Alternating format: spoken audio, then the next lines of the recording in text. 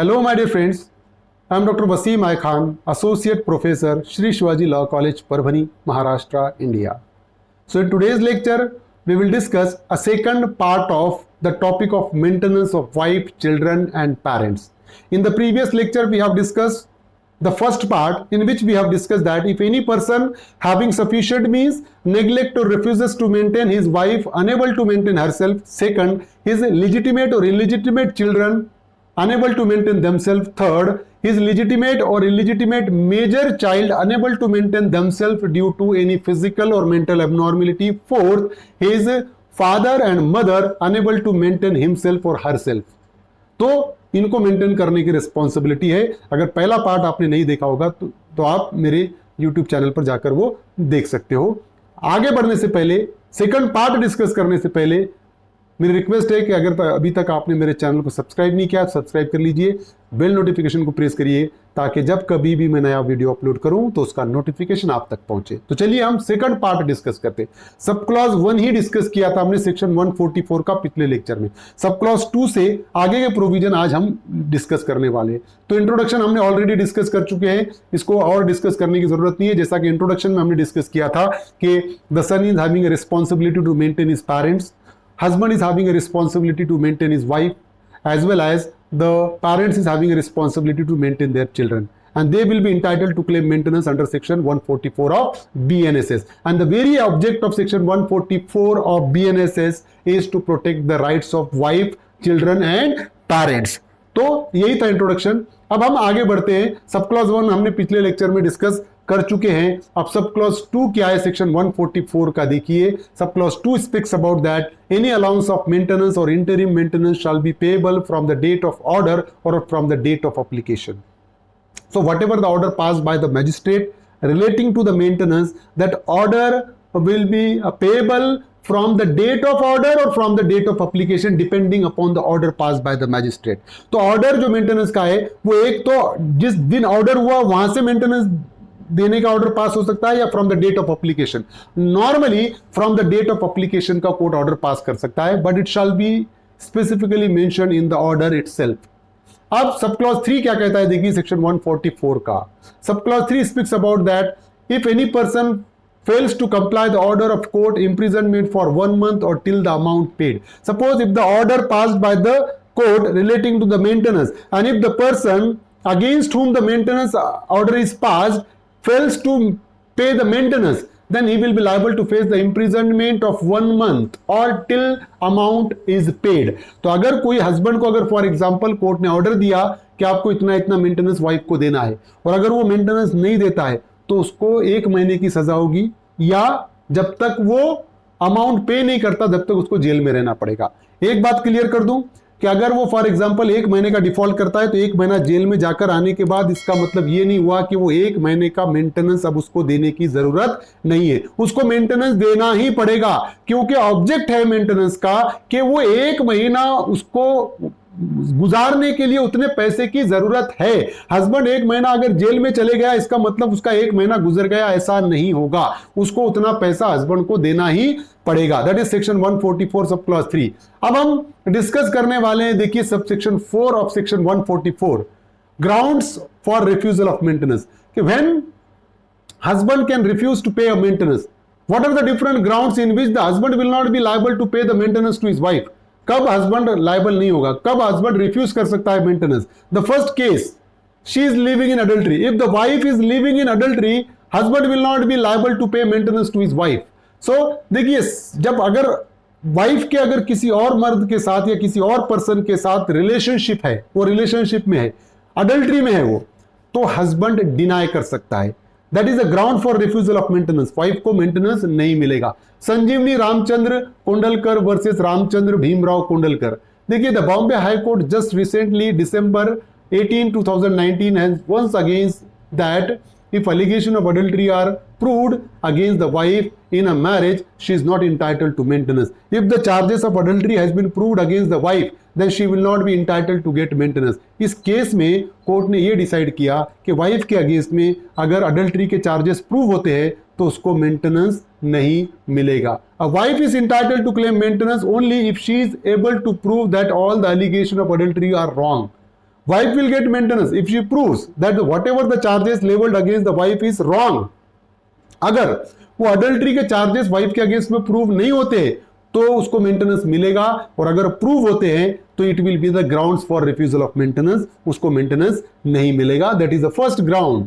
Second ground is that without sufficient reason she refuses to live with her husband. If wife is living separately without sufficient reason, अगर wife बिना किसी proper reason के अगर वो अपने husband से दूर रह रही है या उसका हस्बैंड के साथ रहने के लिए मना कर रही है तो उसको मेंटेनेंस नहीं मिलेगा.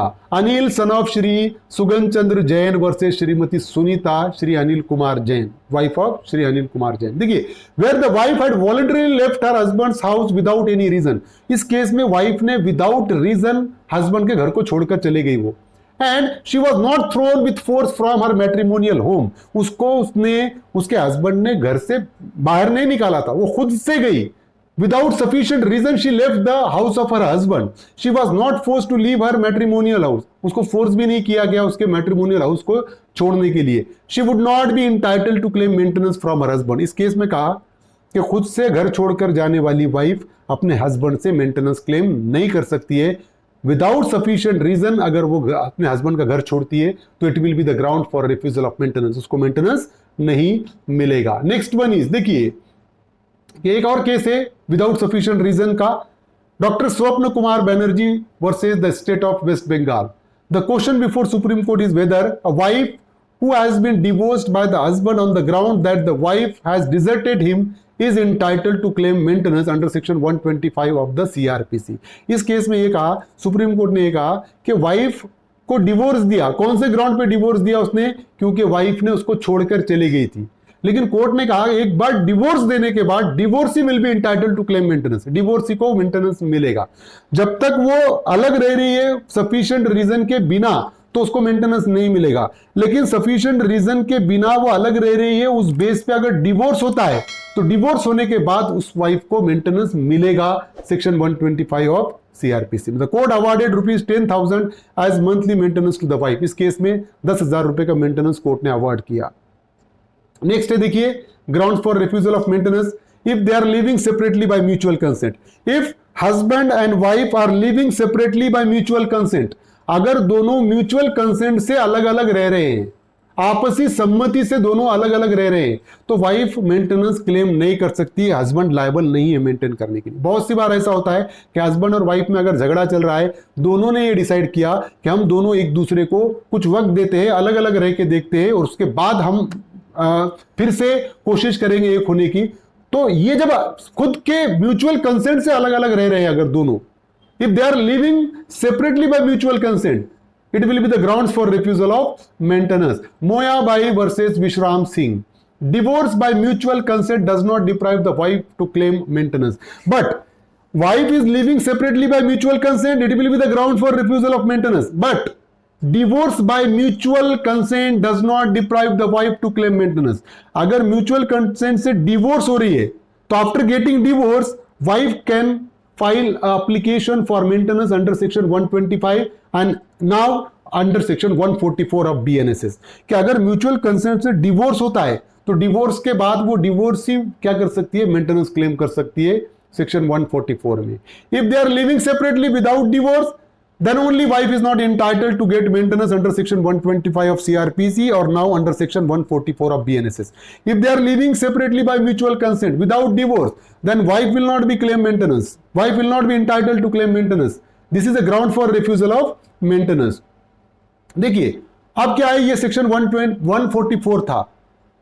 अब सेक्शन 144 का सब क्लॉज 5 क्या कहता है? देखिए, on proof that any wife in whose favour an order has been made under this section is living in adultery और that sufficient reason she refuses to live with her husband और they are living separately by mutual consent, the magistrate shall cancel the order. Order करने के बाद अगर magistrate को ऐसा पता चलता है कि वो अडल्ट्री में है वाइफ, या उसके पास सफिशिएंट रीजन से वो अलग रह रही है या म्यूचुअल कंसेंट से अलग रह रही है, तो वो ऑर्डर कैंसिल भी कर सकता है मैजिस्ट्रेट. अब सेक्शन 145 क्या कहता है? देखिए, प्रोसीडिंग अंडर सेक्शन 144 में be taken against any person in any district. अभी जो मेंटेनेंस की प्रोसीडिंग है वो कहां पर चलेगी? कहां पर चलेगी? The first one is where he is, जहां पर जिसके अगेंस्ट में मेंटेनेंस एप्लीकेशन फाइल हुई है वो जहां पर रहता है वहां पर। सपोज एक पर्सन है, मैं हूं, मेरे अगेंस्ट में मेंटेनेंस का एप्लीकेशन फाइल हुआ, मैं परभनी में हूं, तो परभनी में वो केस चलेगा। दूसरा, वेयर ही और हिज वाइफ रिसाइड्स, जहां पर वो पर्सन या उसकी वाइफ रहती है। मतलब अगर डिवोर्स होने के बाद वाइफ उसके फादर के घर पे रह रही होंगी और वो कहीं और है, कोई और जगह पर है, तो जहां पर वाइफ है वहां पर भी मेंटेनेंस की एप्लीकेशन फाइल हो सकती है। Where he last resided with his wife और as the case may be with the mother of illegitimate child, जहां पर वो हस्बैंड लास्ट में अपने वाइफ के साथ रहा था वहां पर। अगर किसी का परमानेंट घर नहीं है, वो खाना बदोश है, आज यहां पर 3 महीने के बाद कहीं और, 3 महीने के बाद कहीं और, ऐसा रहते, तो जहां पर अपने वाइफ के साथ वो लास्ट रहा वहां पर मेंटेनेंस एप्लीकेशन फाइल हो सकती है। वेयर हिज फादर और मदर रिसाइड्स, जहां पर फादर और मदर रहते हैं। अगर मेरे फादर और मदर है, अगर वो मेरे अगेंस्ट में मेंटेनेंस का सूट फाइल करना चाहते हैं, तो जहां पर वो रहते हैं वहां पर भी मेंटेनेंस की एप्लीकेशन फाइल हो सकती है। लास्ट रिसाइडेड का मतलब होता है where parties have no home, जिसके पास घर नहीं है वो जहां पर लास्ट रहे वहां पर मेंटेनेंस एप्लीकेशन फाइल होगी। सेक्शन 145 सब clause 2 deals with all evidence in such proceeding shall be taken in presence of the person against whom an order for payment of maintenance is proposed to be made. However, if for good reason personal attendance is dispensed and the evidence taken in presence of his advocate, तो अगर maintenance की application हो रही है, maintenance की proceeding जो चल रही है, वो मेंटेनेंस की हर प्रोसीडिंग किसके प्रेजेंस में चलेगी? वो पर्सन के प्रेजेंस में चलेगी जिसके अगेंस्ट में ऑर्डर ऑफ मेंटेनेंस पास होना है। सपोज वाइफ ने अगर हस्बैंड के अगेंस्ट में मेंटेनेंस का पिटिशन फाइल किया है, तो मेंटेनेंस की हर प्रोसीडिंग हस्बैंड के प्रेजेंस में चलेगी। लेकिन कुछ रीजन से हस्बैंड की पर्सनल अटेंडेंस एग्जम्प्ट करके हस्बैंड के एडवोकेट के प्रेजेंस में भी वो प्रोसीडिंग चल सकती है। If magistrate is satisfied that the person wilfully avoids the service और neglecting to attend the court, the magistrate may make order ex parte यहां पर हस्बैंड के अगेंस्ट में वाइफ ने मेंटेनेंस का एप्लीकेशन किया, अगर हस्बैंड विलफुली कोर्ट में आ ही नहीं रहा है, तो उस सिचुएशन में कोर्ट एक्स पार्टी मतलब हस्बैंड को सुने बिना ही ऑर्डर पास कर सकता है। और जो एक्स पार्टी ऑर्डर पास हुआ, हस्बैंड बाद में आकर अगर सफिशिएंट रीजन बताता है उसके अब्सेंस का, तो वो एक्स पार्टी ऑर्डर कैंसिल भी या सेट असाइड भी हो सकता है। For good cause shown, reason अगर बताता है तो उसका ex parte order set aside हो सकता है। कब?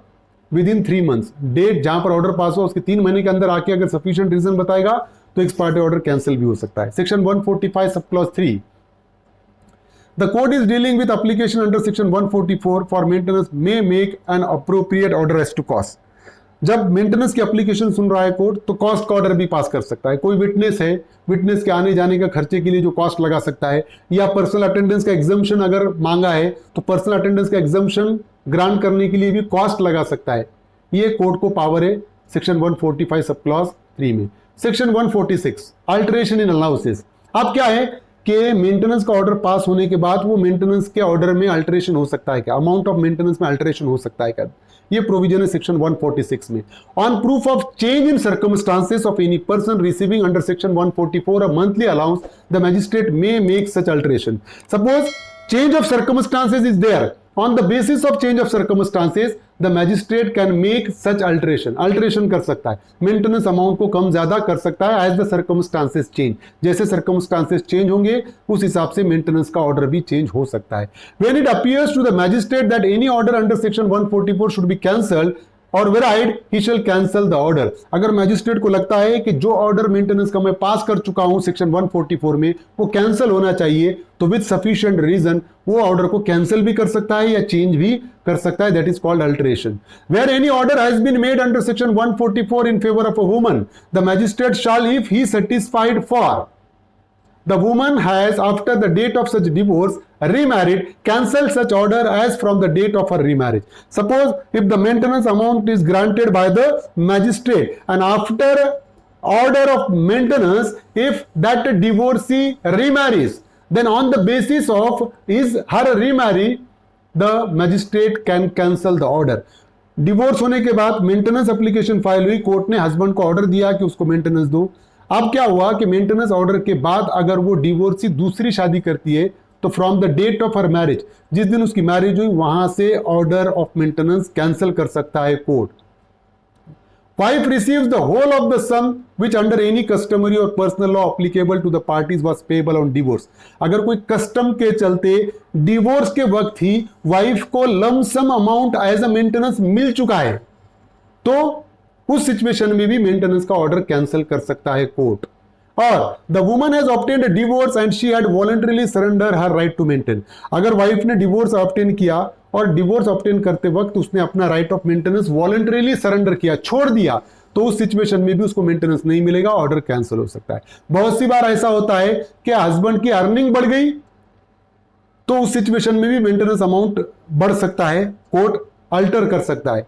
या जब मेंटेनेंस ग्रांट हुआ वाइफ को, जब वो अनेबल टू मेंटेन हरसेल्फ थी, लेकिन बाद में वो एबल टू मेंटेन हरसेल्फ हो गई, इस बेस पे भी अल्टरेशन हो सकता है मेंटेनेंस में.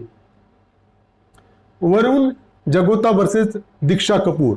Punjab and Haryana high court in a revision petition filed against the enhanced amount of alimony upheld family court decision that if salary of the husband increase, the wife would be entitled to increase maintenance as well. इस case में court ने ये कहा कि wife ने alteration of maintenance का suit file करी थी, और कोर्ट ने ये कहा कि अगर हस्बैंड की सैलरी बढ़ रही है, उसकी अर्निंग बढ़ रही है, तो साथ ही साथ मेंटेनेंस अमाउंट भी बढ़ना चाहिए, अल्टरेशन हो सकता है. At the time of making any decree for the recovery of any maintenance और dowry by any person to whom a monthly allowance for the maintenance and interim maintenance or any of them has been ordered to paid under section 144, the civil court shall take into account the sum which has been paid to or recovered by such person as monthly allowance for the maintenance and interim maintenance or any of them as the case may be in pursuance of that particular order, that is section 4, sub clause 4. अब enforcement of order, last section is section 147. Enforcement of order of maintenance. A copy of the order of maintenance shall be given without payment to the person in whose favor it is made or to his guardian. जिसके favour में maintenance का order pass हुआ, उसको एक copy of order दिया जाएगी, उसके guardian को दी जाएगी. और to the persons to whom the allowance is to be paid, जिसको अलाउंस पेड किया जाना है उसको भी, जिसको अलाउंस पेड करना है उसको भी एक कॉपी ऑफ मेंटेनेंस दिया जाएगी. And such order may be enforced by any magistrate in any place where the person against whom it was made may be. तो जिस पर्सन के अगेंस्ट में ऑर्डर पास हुआ, वहां का कोई भी मैजिस्ट्रेट उस ऑर्डर को इन्फोर्स कर सकता है, उसको इन्फोर्स कर सकता है. तो जब ऑर्डर पास होगा, तो वाइफ ने अगर हस्बैंड के अगेंस्ट में मेंटेनेंस का एप्लीकेशन फाइल की थी, ऑर्डर पास हुआ, हस्बैंड को डायरेक्शन दिए कि तुमने वाइफ को मेंटेनेंस पे करना है, तो ये वो ऑर्डर की एक कॉपी वाइफ को और एक कॉपी हस्बैंड को दी जाएगी. और वो ऑर्डर कहाँ इन्फोर्स होगा? जहां पर वाइफ रह रही है वहां का कोई भी मैजिस्ट्रेट उस ऑर्डर को इन्फोर्स कर सकता है, या जहां पर हस्बैंड रह रहा है उसको पे करना है, तो हस्बैंड जहां पर है वहां का मैजिस्ट्रेट उस ऑर्डर को इन्फोर्स कर सकता है. तो यही था part second of topic of maintenance. उम्मीद करता हूं कि आपको समझ में आया होगा. समझ में आया तो मेरे चैनल को सब्सक्राइब कीजिए और इस लेक्चर को ज़्यादा से ज़्यादा स्टूडेंट तक शेयर कीजिए. Thank you very much.